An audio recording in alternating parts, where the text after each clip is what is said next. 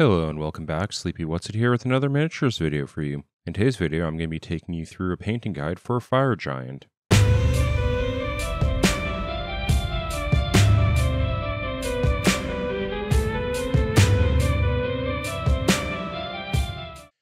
So as I said in the cold open, we're going to be painting a fire giant or similar figure. I'm going to be using this Reaper Fire Giant Warrior, but you don't necessarily have to be painting this exact same model. I'm intending this to be more of a guide for painting Fire Giant in general terms, as opposed to a very specific guide to this very specific model. Thus, I'm not going to be doing my traditional paint-along video style with the stopping points, but instead just kind of working through and explaining what I'm doing and why I'm doing it so you can apply it to your own model. There are a number of different fire giants from Reaper available that you could follow for this guide, or you could use one of the ones from Gale Force 9 or WizKids. Basically anything that's big and fire giant-y would work. This painting scheme could also be used for a variety of Games Workshop models, especially any Age of Sigmar models that you're intending to be from the realm of Ashi. I'm going to be using paints from a wide variety of lines in this video, but you don't need to have the specific paints that I'm going to be using. I'm going to be saying the names for all the colors, so you can go look up equivalents in the lines that you do own. This model comes with these weird little flails on the midsection. I really didn't get what they were supposed to be, so I'm just going to throw them in the bits box. Since I'm not including those bits, though, I do have these little gaps in the midsection, and we're going to have to fill those. I'm going to have to do a bit of sculpting with some green stuff here. This is a relatively simple task. Make up some green stuff, fill in the gaps, and then smooth out the areas. And then before the putty completely dries, use a sharp tool to carve in the missing stitch lines from the padding. Once that's dried, I can move on to actually priming the model. As always, technically, Bones' PVC material doesn't need to be primed, but since I'm going to be undercoating the paint scheme anyway with a dark color, I might as well do it with a primer. I've used a dark gray here, or Vallejo Panzer Gray specifically, but any generic dark gray or black would work well here. I'm not going to be doing a lot of glazing or an Inglese style paint scheme today, so we're just going to be using a one-color undercoat, not doing any zenithal highlighting. So with that done, we can move on to actually painting our model. So I'm going to start with the skin, and for the skin tone, I want something that's kind of like an anthracite coal tone, kind of imagining the flesh being the source of the fire of our fire giant. Anthracite coal, if you're not familiar, is like a dark gray to black rock with a bit of a metallic luster to it. I used to have a sample of it in my mineral collection, but I can't seem to find it at the moment to show you exactly how it looks and like rotate under the light so you can see that luster. Unlike less dense, dirtier coals, it has more of a blue-black tone to it instead of the kind of touch of reddish-brown black tone that coal normally has. So when painting the skin, we're going to be using a slightly cooler gray instead of some warmer ones. This is going to contrast subtly with the various other warm tones on the model, so hopefully it will help them pop out a little bit more. The base layer that I'm going to be putting down in the model is unsurprisingly called Anthracite Gray from the Vallejo Model Air range. Since this is an air paint, I don't have to thin it for brushing it on, and it works well. I probably should have actually just run this through my airbrush to expedite things, but if I recall, when I was actually working on this project, the weather outside was a bit blech for airbrushing. Anyway, after letting that dry, I then wash all the skin using Nuln Oil, which is a black wash, to deepen the shadows and the creases all over the model. Now, we're going to start working on painting some highlights on the skin and establishing our light direction. To begin with, I dry brushed using my base tone of Anthracite Gray. This is mostly done to clean up the large flat surface areas of the model, which the wash kind of dirtied and made muddy looking. The first true highlight I applied to the model was using Vallejo Model Air Sea Gray, which is a slightly blue-gray tone, which I'm just using for broad general highlights. I then went and did a second round of highlighting that are a little bit more detailed using pale blue gray from the Model Air line. I tend to use all paints from the same line for the same area since they tend to be formulated in a way to complement each other color-wise, and it's a little bit easier to figure out this is the one that goes with this, but it's not strictly necessary. At this point, I think I had gone a little bit overboard with the highlights. They're a little bit too bright. We're getting a little bit too much of a gray as opposed to the black look that I was going here, moving away from the coal, maybe looking more like a lead ore. Anyway, to correct this, I'm going to do a second Nuln wash to thin down and just kind of darkening everything down, trying to get that back towards black. And then once I've let that second wash dry, I went in and reapplied my bright highlights using pale blue-gray again. This time trying to be a little bit more focused and not over highlighting things, doing things like knuckles, face details, bulging veins. If you do your second highlight correctly the first time, you don't have to do this double wash thing. That was just a mistake on my part, and I just wanted to be honest about what I actually did here. For the rest of the model, I'm going to be painting all the colors together, i.e. basing everything out, and then washing everything, then highlighting, instead of doing each block region separately. This creates a little bit more of a cohesive appearance, since many of the colors use the same wash. I tend to paint skin before and separately, since it's often in the recesses of the model, so it's technically difficult to paint without getting paint on other areas. And painting it before causes a bit of separation between the clothing and the body because of how the washes and such settle. So it's just kind of an aesthetic choice. Anyway, let's get out to blocking out our colors. So this model, to my eye at least, has two leather tones going on. First is a hardened boiled leather tone that makes up the bulk of the armor along the chest, something akin to a heavy leather apron you might expect to see in old-timey blacksmith wear. And then across areas that are a little bit more flexible, like the stomach and bracers, basically where you see that quilting going on, I'm imagining a lighter, more like a glove leather. For the hardened leather, we're going to be doing a dark, warm brown color, so I'm going to be blocking it out using first Ronix hide from Games Workshop. And then for the lighter leather tone, the base color is going to be saddle brown from the Reaper Master Series line. There are two metallic, or main metallic areas on the model. One that is a steel gray tone and one that's a browny old bronze tone. When working with metallics, one needs to be aware of the undercoat because they are touch transparent, so it tends to, that underlying color affects the overall tone of the metallic. The dark gray primer is a great color to have under solid steel. Often you do black, so that's fine. There's nothing to worry about there. For yellow and brown metallics, though, normally I would prefer to go with like a chocolate brown because black and dark gray undercoats tend to make them look a little bit dirtier and duller. But for this character, since he lives and breathes in the ashy, fiery air of his home, working the forge near lava and such, we can kind of expect him to have a little bit more soot and grime covering him. So that slightly darker, duller tone that we get from the gray undercoat makes more sense, so I'm going to stick with it. For all the steel areas on the model, I based out using black metal from Scale 75. And for the bronze areas, I used decay metal from Scale 75. I actually originally painted the armored boots on the model the steel color, which you'll notice throughout the video, but I really didn't like how that was looking as I was going along, and later on I actually repainted all of that using the bronze tone, using the bronze recipe. So with that, we have kind of all of our big blocky colors done, so we need to now focus on some of the more detailed areas. One of the areas that we could focus on right now is the hair, but yeah, that's its own little special thing, and we're going to do that at the end. Then we also have this weird butt box thing that he's got going, and a little chested behind himself. So that's got some wood details and some gold details, and then there's some other gold details like on his armor.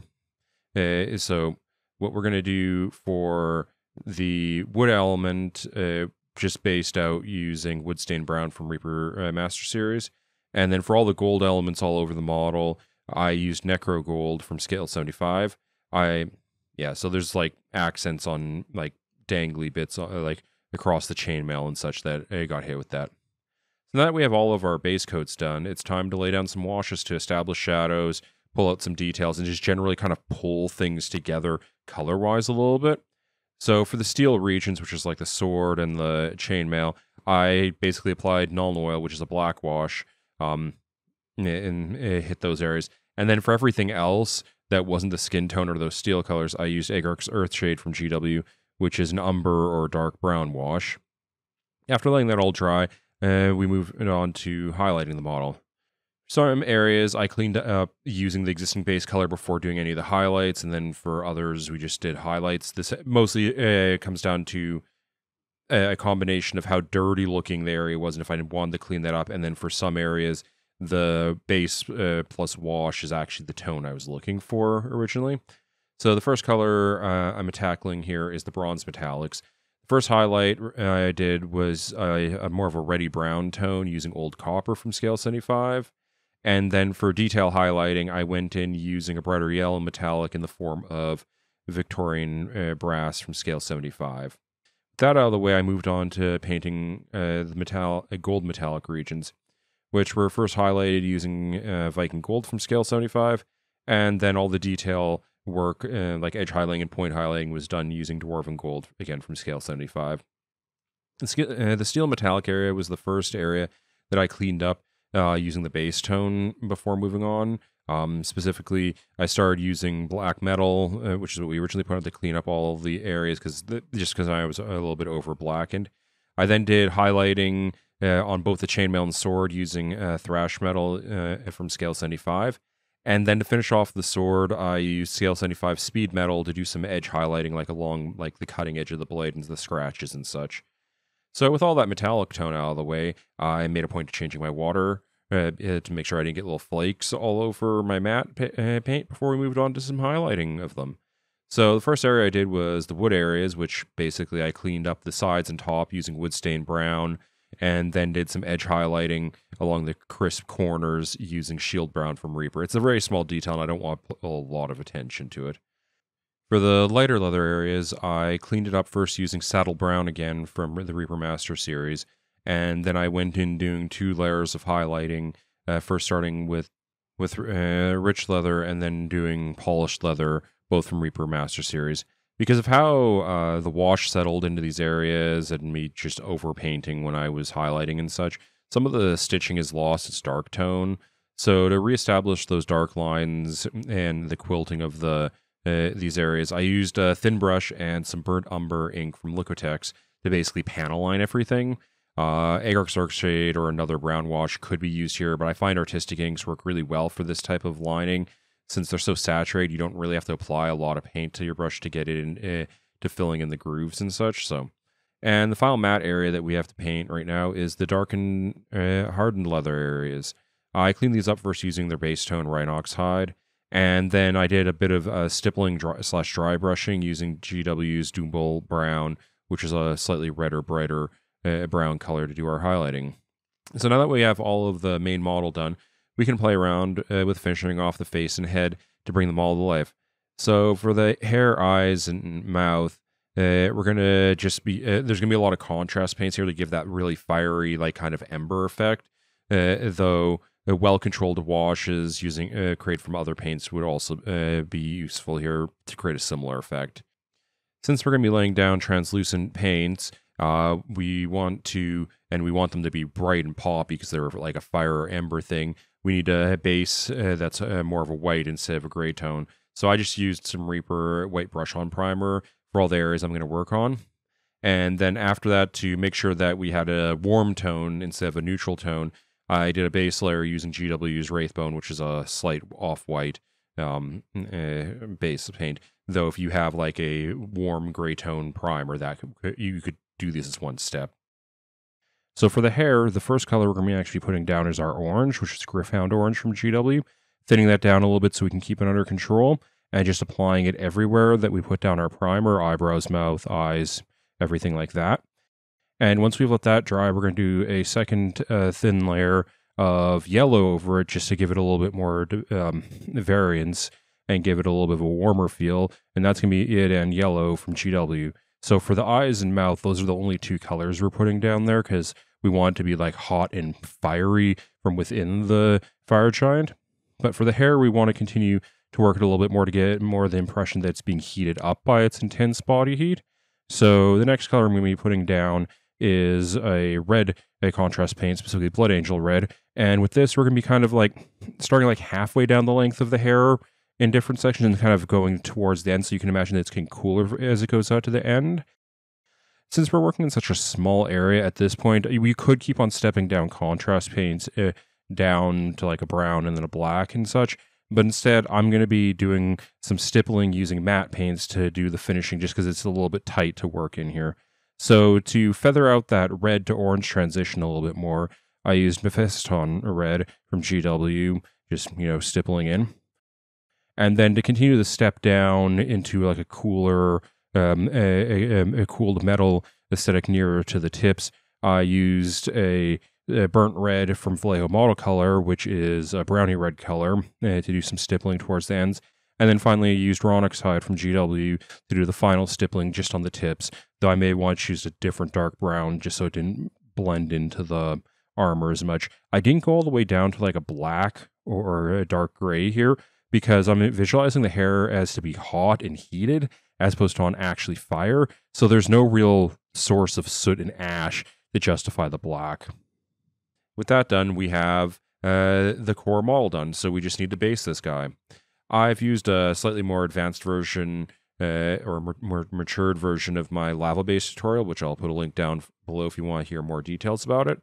The basic process for this is we want to get some sort of warm off-white prime down to begin with. So this could be white primer with Wraithbone over it or Wraithbone spray directly, something like that. Then we're going to apply our orange contrast paint over all of it, heavily kind of letting it pool and create like blotchy patterns all over the base. And then once that's dry, we're going to apply a thin coat of the yellow contrast paint to brighten things up and give it a little bit more contrast and look a little bit more fiery and let that dry. And then to make the crackle effect work noticeably better, we're going to apply a gloss varnish at this point. And then once that varnish is dried, we're going to, for me, I'm applying Mordant Earth, which is a black crackle paint that you could use whatever your favorite crackle paint is here, and just let that go. Once that's dried and fully cracked, you can then apply a matte or sand varnish to really lock that in because crackle paints tend to pop off. And then you just attach your model to your base and you're good to go. So here's my completed model. The rock under his foot, in retrospect, I wish I had blended in a color that was a little bit more matching to the black of the Mordant Earth, because I think I just basically painted it like it was the skin tone. I might in the future go back and play with the color of the rock, maybe brighten up the Mordant Earth, basically bring that all together, because it definitely doesn't look like it fits exactly. Or, you know, maybe even build a better base and just attach the model to that. Anyway, I hope you enjoyed this video and found it informative. If you did, please give the video a like. If you want to see more videos like this about miniature painting, please subscribe to the channel. If you want to help the channel out materially, I have a Ko-fi account for donations, and those will be used for doing things like paying captioning and paying for supplies for specific videos. And other than that, I look forward to seeing you in the next one.